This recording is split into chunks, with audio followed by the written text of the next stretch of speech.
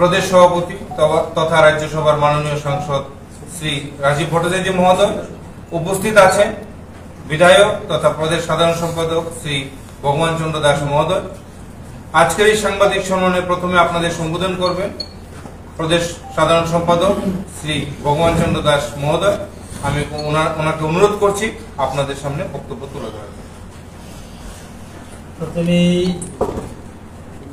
আজকে আমাদের এই আহ্বানে সাড়া দিয়ে আমাদের যারা ইলেকট্রনিক মিডিয়া এবং প্রিন্ট মিডিয়া সমস্ত বন্ধুদেরকে অনেক অনেক শুভেচ্ছা এবং স্বাগতম জানাচ্ছি। এই সাংবাদিক সম্মেলনে আমাদের মধ্যে উপস্থিত রয়েছে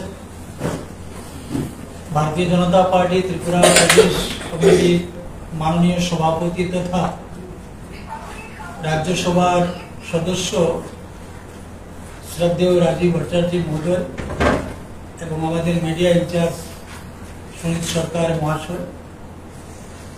আমরা আজকে প্রথমত যে বিষয়টি আপনাদের সামনে তুলে ধরার জন্য আপনাদেরকে আহ্বান জানিয়েছি, নিশ্চয়ই আপনারা জানেন ভারতবর্ষের যশস্বী প্রধানমন্ত্রী তথা ঋষিতুল্য ব্যক্তিত্ব নরেন্দ্র ভাই মোদীজি 2017 সালে প্রথম একটি কর্মসূচি হাতে নিয়েছেন, যে কর্মসূচির নাম হচ্ছে সেবা পাকুয়াড়া বা সেবা পাক্ষিক। 17 সেপ্টেম্বর থেকে 2রা অক্টোবর পর্যন্ত এই পক্ষকাল ব্যাপী আমাদের বিভিন্ন ধরনের সেবামূলক কর্মসূচি সেখানে রয়েছে। এই সেবামূলক কর্মসূচির মধ্যে বিশেষ করে 17 তারিখে 17ই সেপ্টেম্বর আমরা জানি বিশ্বকর্মা পূজা, সেই দিনে রক্তদান শিবির স্বেচ্ছায় এবং নিঃশুল্ক স্বাস্থ্য শিবিরের ব্যবস্থা প্রত্যেকটি জেলায় সংগঠিত হবে। পরবর্তী সময় এই কর্মসূচিকে মণ্ডল স্তর পর্যন্ত নিয়ে যাওয়া হবে। এই ধরনের 17টি কর্মসূচি আমাদের রয়েছে, যেগুলা প্রত্যেকটাই সেবামূলক কর্মসূচি। তো 17ই সেপ্টেম্বর মাননীয় প্রধানমন্ত্রীজির জন্মদিন এবং ক্রমান্বয়ে এই সময়ের মধ্যে আমরা জানি জাতির জনক মহাত্মা গান্ধী 2রা অক্টোবর জন্মদিন রয়েছে। এই সময়কালে কর্মসূচিগুলো আমরা হাতে নিয়েছি। দিব্যাঙ্গজন, আমরা জানি সমাজের একটা বড় অংশ যারা রয়েছেন, কেউ বা চলতে তাদের অসুবিধা হয়, এই ধরনের যারা দিব্যাঙ্গজন রয়েছেন তাদেরকে সম্মান করা এবং প্রয়োজনীয় তাদের চলাচলের সহায়ক ব্যবস্থা করে দেওয়া। আমাদের একটা কর্মসূচি রয়েছে, আপনারা নিশ্চয়ই জানেন যে মাননীয় প্রধানমন্ত্রীজি 2047 সাল যে বিকশিত ভারতের ডাক দিয়েছেন বা পরিকল্পনা নিয়েছেন, সেই বিষয়টাকে সামনে রেখে দেশকে আত্মনির্ভর করার জন্য, দেশের প্রত্যেকটি শ্রেণী প্রত্যেকটা পরিবারকে আত্মনির্ভর করার জন্য ভোকাল ফর লোকাল, এই ভোকাল ফর লোকাল কর্মসূচি আমাদের রয়েছে, যাতে আমাদের এই রাজ্যের তথা সমগ্র দেশে যে এসএসজি গ্রুপের বা আমাদের যেটা ত্রিপুরা রাজ্যে পূর্বাশা রয়েছে, খাদি দপ্তর রয়েছে, তার মধ্যে যে সমস্ত আমাদের রাজ্যে উৎপাদিত সামগ্রী সেগুলাকে ব্যাপক হারে জনসমক্ষে নিয়ে যাওয়া এবং সারা দেশেই এই কর্মসূচি রয়েছে ভোকাল ফর লোকালের উপরে। এইভাবে আমাদের খেলাধুলার বিষয় রয়েছে, সাংসদ খেলা তারও একটা অঙ্গ রয়েছে যেটা যুব মোর্চার পক্ষ থেকে নেওয়া হবে। আমাদের মোদি বিকাশ ম্যারাথন যুব সমাজকে উদ্বুদ্ধ করার জন্য আজকে যুব সমাজ যারা বিপদে পরিচালিত হচ্ছে তাদেরকে সঠিক দিশায় ফিরিয়ে আনার জন্য এটা ইউনাইটেড করার জন্য একটা ম্যারাথনের ব্যবস্থা রাখা হয়েছে। এইভাবে পণ্ডিত দীনদয়াল উপাধ্যায়, আমরা জানি যে একাত্ম মানববাদের যিনি আবিষ্কার করেছিলেন, একাত্ম মানববাদ আজকে এমন একটা গ্রন্থ হিসাবে পরিচিতি লাভ করেছে যে একাত্ম মানববাদের উপর আজকে পিএইচডি করা হচ্ছে। সেই একাত্ম মানববাদের যিনি স্রষ্টা, যিনি আবিষ্কার করেছেন, পণ্ডিত দীনদয়ালজির উপাধ্যায়জির জন্ম জয়ন্তী রয়েছে। আমরা এক পেড় মা কি নাম পে, এক পেড় মা কি নাম পে আপনারা নিশ্চয়ই সেই কর্মসূচি দেখেছেন যে আজকে পর্যাবরণকে সেটাকে সঠিক জায়গায় ধরে রাখার জন্য, তার ভারসাম্য রাখার জন্য এক পেড় মা কে নাম পে কর্মসূচি লাগাতার আমাদের চলছে। এই পক্ষকালীন ব্যাপী কর্মসূচির মধ্যে আমাদের এক পেড় মা কে নাম পে এই কর্মসূচি রয়েছে। বাকি এইভাবে আমাদের গান্ধী জয়ন্তী 2রা অক্টোবর সেই দিন যা আমাদের এই পক্ষকাল ব্যাপী কর্মসূচি সমাপ্ত হবে। তো এই আমাদের সম্পূর্ণ যে কর্মসূচিটা রয়েছে সেবা মনোভাব নিয়ে আমাদের এই কর্মসূচি আমরা পালন করে থাকি প্রতি বছরের ন্যায়। এই বছর আমরা পালন করব। আজকে আমাদের মাননীয় মুখ্যমন্ত্রী জির উপস্থিতিতে এবং মাননীয় রাজ্য সভাপতির উপস্থিতিতে আমাদের কেন্দ্রীয় নেতৃত্ব ছিলেন, একটা কর্মশালা এখানে আমরা করেছি এবং আগামী দিনে এই কর্মশালা আমরা জেলা স্তর পর্যন্ত নিয়ে যাব এবং আগামী 11, 12, 13 তারিখে মন্ডল স্তর পর্যন্ত আমরা সেটা নিয়ে যাব এবং একটা ডিসিপ্লিনের মধ্য দিয়ে এই সমাজের প্রত্যেকটা শ্রেণীর মানুষের কাছে এই সেবামূলক যে আমাদের কর্মসূচি সেটাকে আমরা নিয়ে যাব। সেই বিষয় নিয়ে আজকে আমার আলোচনার বিষয়বস্তু। বাকি আপনাদের সামনে আরো বিস্তারিতভাবে আলোচনা রাখবেন আমাদের মাননীয় রাজ্য সভাপতি তথা রাজ্যসভার সদস্য। আমি অনুরোধ করব ওনাকে ওনার মূল বক্তব্য রাখার জন্য। ধন্যবাদ সবাই।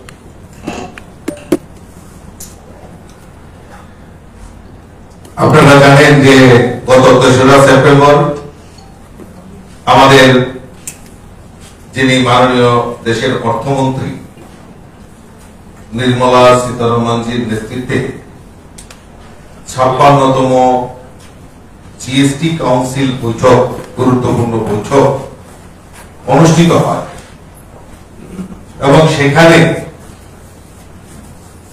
খুব গুরুত্বপূর্ণ সিদ্ধান্তগুলির মধ্যে আমরা দেখতে পাই যে বিভিন্ন ক্ষেত্রে জিএসটি কে হ্রাস করা হয়েছে এবং কোন কোন জায়গায় জিএসটি কে জিরো করা হয়েছে।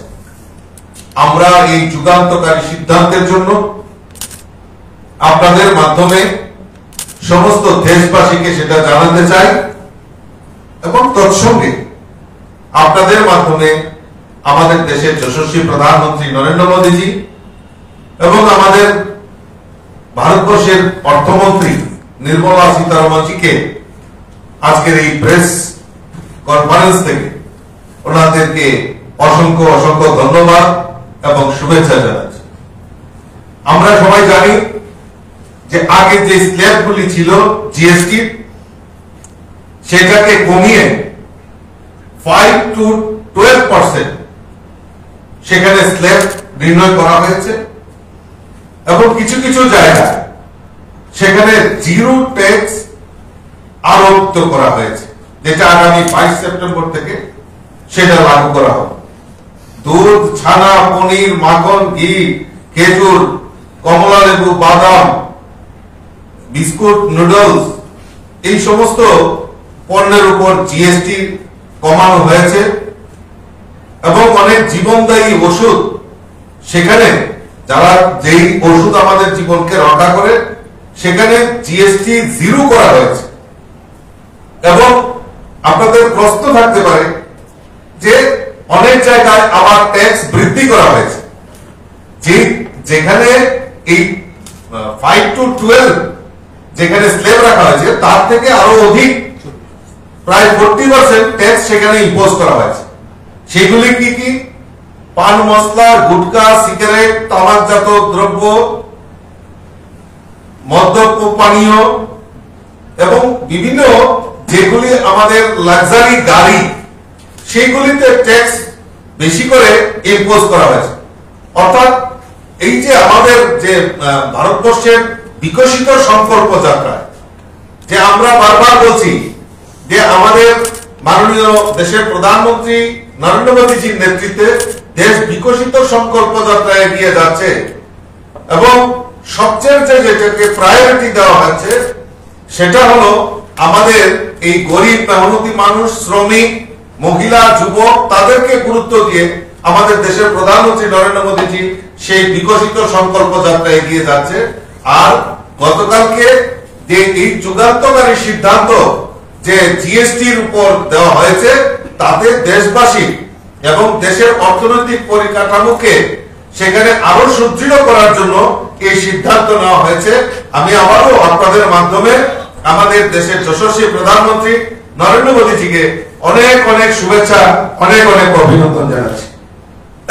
বন্ধুগণ, আমাদের আরেকটা বিষয়ের উপর আপনাদেরকে অবহিত করছি যে গত 2 দিন আগে আমাদের রাজ্যের মাননীয় মুখ্যমন্ত্রী উনি বাগমা একটি জনজাতি যোগদান সভায় উনি অংশগ্রহণ করেন এবং সেখানে উনি বক্তব্য তুলে ধরেন।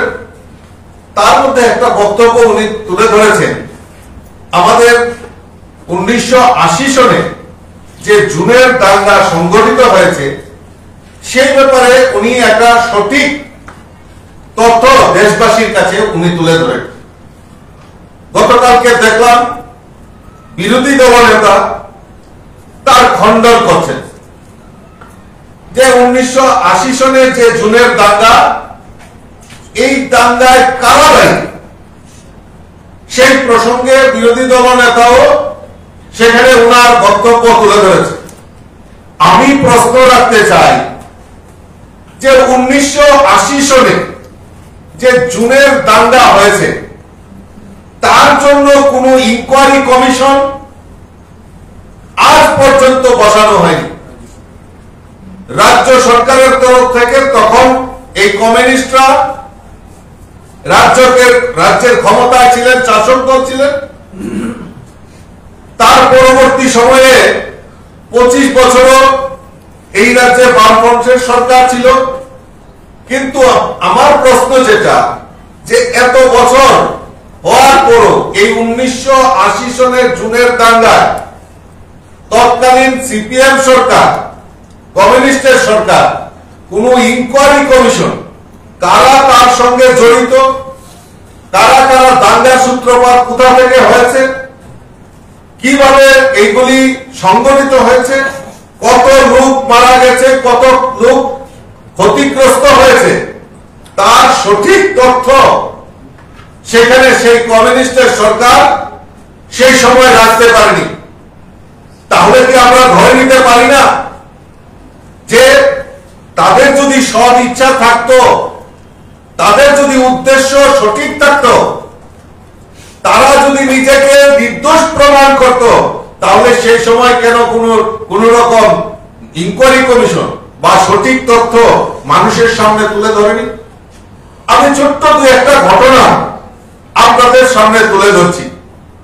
1980 সনে আমরা দেখেছি যে সবচেয়ে বড় ঘটনা, গণহত্যা সংঘটিত হয়েছে মান্দাইয়ে। সেখানে ডিএম এবং আইজিপি সেখানে তাদের কাছে বার্তা ছিল। এটা আমাদের কথা নয়, আমরা যদি সেই সময়কার পত্রিকা যদি দেখি, দৈনিক সংবাদে সেই সময় ফলাও করে সেখানে উল্লেখ করা হয়েছে। কি উল্লেখ করা হয়েছে? যে আমাদের এই সমাজকে দ্বিধামুক্ত অর্থাৎ বিভাজন করার জন্য এই কুকর্মের কীর্তি করানো ঘটনা হয়েছিল। এই মান্দায় গণহত্যার তৎকালীন বামফ্রন্ট সরকারের পৃষ্ঠপোষকতায় ঘটানো হয়েছিল। তৎকালীন ডিএম আইজিপি কাছে বার্তা ছিল। কেন বলছি এই কথা?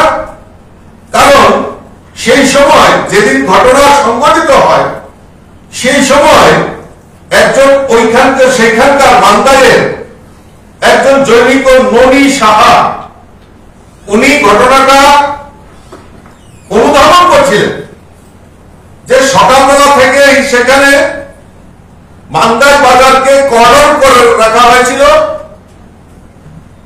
এবং সেখানে কোন একটা অপ্রীতিকর ঘটনা ঘটতে পারে সেই সময় ননী সাহা তৎকালীন ডিএম আইজিপি তাদেরকে জানানো হয়েছিল।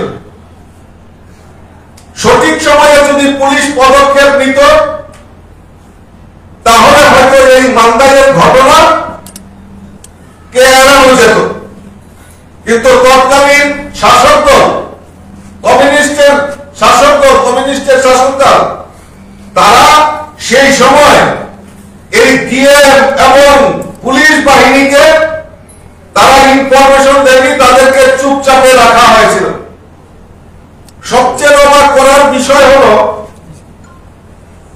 এই যে গণহত্যা হয়েছে এই গণহত্যার 36 ঘন্টা পরেও কোন সরকারি আধিকারিক এই সাহায্যের জন্য সেখানে যায়নি। রাজ্যে সেই সময় আগরতলা শহরে সেনাবাহিনীর কোনো অভাব ছিল না, পুলিশের কোনো অভাব ছিল না। তা সত্ত্বেও আগরতলা থেকে মান্দাই মাত্র 20 কিলোমিটার, কিন্তু এই 20 কিলোমিটার 36 ঘন্টা সময় কোন প্রশাসনকে সেখানে দেখা যায়নি। মানুষের সেখানে গিয়ে পৌঁছে মানুষকে সাহায্য করা সেই সময় সরকারি তরফ থেকে 36 ঘন্টা পর্যন্ত সেখানে যায়নি। এক সপ্তাহ কেটে যাওয়ার পরও সেখানে কেহ যাওয়ার প্রয়োজনীয়তা মনে করেনি। মান্দারে এত লোক মারা গেছে, সেখানে দুর্গন্ধ ছুটে গেছে, মানুষের ডেড বডি সেখানে মানে পচা গলার অবস্থায় পৌঁছে গেছে। এক সপ্তাহ পর্যন্ত সেখানে কোন প্রশাসন বা কোন রকমের সুযোগ সুবিধা মানে সেখানে কেউ পৌঁছায়নি। এটা আমাদের কথা নয়, সেই সময়টা যে দৈনিক সংবাদে সেটা ফলাও করে লেখা রয়েছে। আজকে ওনারা বড় বড় কথা বলছেন। সেই সময় আমাদের অটল বিহারী বাজপেয়ী 1980 সনে সেই দাঙ্গায় উনি ত্রিপুরা রাজ্য সফরে এসেছিলেন।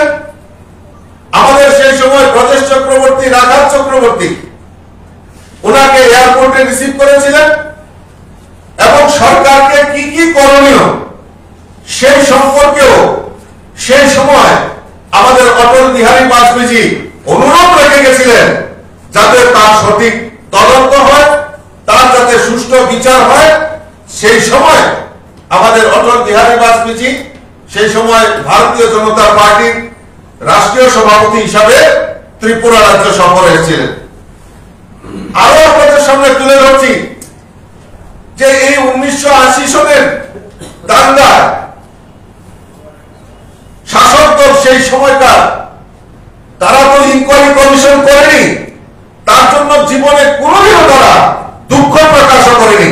এখন তারা শাক দিয়ে মাছ ঢাকার চেষ্টা করছে, তার দায়ভার তাদেরকে তারা এড়াতে পারবে না। সেটা ফলো করে আমাদের মুখ্যমন্ত্রী তার স্পষ্ট ভাষায় উনার বক্তব্যের মাধ্যমে সেটা পরিষ্কার করে দিয়েছে, রাজ্যবাসীর সামনে আবারও পুনরাবৃত্তি করে দিয়েছে। আমি আরো উদাহরণ দিচ্ছি। 1996 কলোনি বাজার সবচেয়ে লজ্জাজনক, সবচেয়ে কলঙ্কজনক অধ্যায়। কল্যাণপুরে কলোনি বাজারে নৃশংস গণহত্যার বলি 25 জন মানে নৃশংসভাবে এই 25 জনকে হত্যা করা হয়েছিল। সেই সময়ও পুলিশের ভূমিকা নিয়ে তৎকালীন এলাকার যিনি কমিউনিস্টের বিধায়ক উনিও উল্লেখ করেছিলেন, উনার ভাষায় বক্তব্য রেখেছিলেন যে পুলিশ সঠিক সময়ে যদি সেখানে পৌঁছতো তাহলে এই গণহত্যা যারা এত মানুষ মারা গেছে তাদেরকে রক্ষা করা যেত, কিন্তু তার জন্য কমিউনিস্টের সেই সময় সরকার কোন রকম দুঃখ প্রকাশ করেনি। আজ পর্যন্ত জানতে পারেনি ত্রিপুরা রাজ্যের মানুষ এই দাঙ্গার সঙ্গে কারা জড়িত, কারা তার জন্য দায়ী রয়েছে। আজকে আরো পরিতাপের বিষয় যে 1993-তে যখন বামপন্থী সরকার ক্ষমতায় আসে, আর সে তার ঠিক এক বছরের মাথায় 1994-এ এপ্রিল মাসে শুধু এটিটিএফ বৈরীদের জন্য রাজ্যের সব শূন্য পদ সংরক্ষিত করা হলো। এটা আমাদের কথা নয়, এটা আপনারাই পেপার পত্র পত্রিকায় আপনারা উল্লেখ করেছিলেন। আমাদের কাছে তথ্য রয়েছে। সে থেকে আমরা কি ধরে নিতে পারি, তার থেকে আমরা কি প্রমাণিত করতে পারি। এবং অবশ্য যখন মানুষ পত্র পত্রিকায় এবং মানুষের ত্রিপুরা রাজ্যের জনগণ যখন তার বিরোধিতা করেছে, সেই সময় সরকার সেই সিদ্ধান্তকে পরিবর্তন করেছেন। তো এই যে তাদের যে চরিত্র, যে 1980 সনে তারা যে তার সঙ্গে জড়িত নয় এবং বিভিন্ন সময়ে এই রাজ্যের বুকে উগ্রপন্থীদের লেলিয়ে দিয়ে মানুষকে গণহত্যা করে এই রাজ্যের বুকের একটা অশান্তির বাতাবরণ তৈরি করেছে, এবং তার জন্য এই বামপন্থীরাই দায়ী। কারণ যদি সৎ সাহস থাকতো সেই সময় ইনকোয়ারি কমিশন করে মানুষের কাছে হোয়াইট পেপার রাখতে পারত যে কারা তার সঙ্গে জড়িত এবং তার উদ্দেশ্য কি। কাজেই এই বামপন্থীরা আজকে বড় বড় কথা বলছেন, শুধু বিভাজনের রাজনীতি করে রাজ্যে পাহাড়ি বাঙালি তাদের মধ্যে বিভাজন তৈরি করে কিভাবে ক্ষমতায় টিকে থাকা যায় তার প্রয়াস বামপন্থীরা করেছে। সেই জিনিসগুলি জনসমক্ষে তুলে ধরার জন্য আজকে আপনাদেরকে এখানে আমরা আহ্বান করেছি। আপনাদের যদি কোনো বক্তব্য থাকে। 80 জনের দাঙ্গা প্রসঙ্গে তৎকালীন সময়ে একটি ম্যাজিস্ট্রেট কোর্টে তদন্ত করা হয়েছিল। সেই কমিটি একটি রিপোর্ট তৈরি করে এবং রাজ্য পুলিশের কাছে জমা করে। তথ্য জানার অধিকার আইনে আবেদন করার পর পুলিশ স্বীকার করেছে যে এই ধরনের একটি রিপোর্ট হয়েছে, কিন্তু নিরাপত্তা এবং আইন শৃঙ্খলা জনিত কারণে সেটি তারা প্রকাশ করতে চায়। এবার দলের পক্ষে এই রিপোর্টটা প্রকাশ করার জন্য সরকারের কাছে কি কোনো দাবি আপনারা রাখবেন, যেহেতু বিরোধীদের অভিযোগে জমা দিয়েছে? দেখুন, সর্বপ্রথমে যেটা আমি জানাই আপনাদেরকে, আমরা জানি যে রাজ্যে সেটা সেরকম ভাবে তাদের সৎ সাহস নাই বলেই তো তারা প্রকাশ করতে পারে।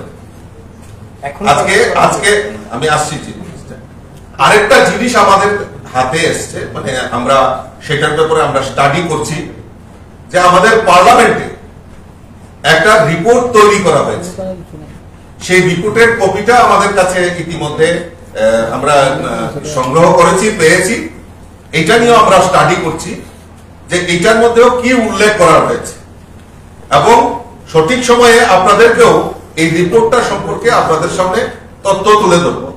আর যেটা আপনি বলছেন যে সেটা নিশ্চয়ই আমিও চেষ্টা করব, এবং এই রাজ্য সরকারকে, বর্তমান রাজ্যের মাননীয় মুখ্যমন্ত্রী যেহেতু এটা ওপেনলি উনি বলেছেন, তো তার যদি কোন রকম সুনির্দিষ্ট পেপার থাকে সেটা যাতে জনসমক্ষে তুলে ধরা হয়, তার জন্য আমিও কথা বলবো। আমিও নিশ্চয়ই মুখ্যমন্ত্রীর সঙ্গে সেটা আমি দাবি রাখবো, এবং আগামী দিন তা নিয়ে জনসমক্ষে যাতে মানুষ জানতে চায় যে এত বড় হাজারো হাজারো সংখ্যা মানুষ ক্ষতিগ্রস্ত হয়েছে, মারা গেছে, গণহত্যা হয়েছে, তো তারা কারা তার সঙ্গে জড়িত, তাদের আসল চেহারা যাতে মানুষ জানতে পারে, তার জন্য নিশ্চয়ই আমিও দাবি রাখবো। কারণ পুলিশ কিন্তু স্বীকার করে যে এরকম একটা ম্যাজিস্ট্রেট কোর্টে তদন্ত হয়েছে, পুলিশ সেখানে জড়িত ছিল, মানে তদন্তের কাজে ইনভলভ ছিল, এবং পুলিশ যেটা মানা করে যে আইন শৃঙ্খলা বিঘ্নিত হতে পারে, অন্য সমস্যা তৈরি হতে পারে, তাই এই রিপোর্ট প্রকাশ করা যাবে না এই বলে তথ্য অধিকার আইনে কিন্তু ওরা এই তথ্যটা দিতে চায় না। এই হচ্ছে সর্বশেষ পরিস্থিতি। ঠিক আছে, আমিও আপনার যে বক্তব্য সেই বক্তব্য অনুসারে আমিও খোঁজ খবর নেব এবং পরবর্তী সময়ে আপনাদের কাছে সঠিক তথ্য রাখবো।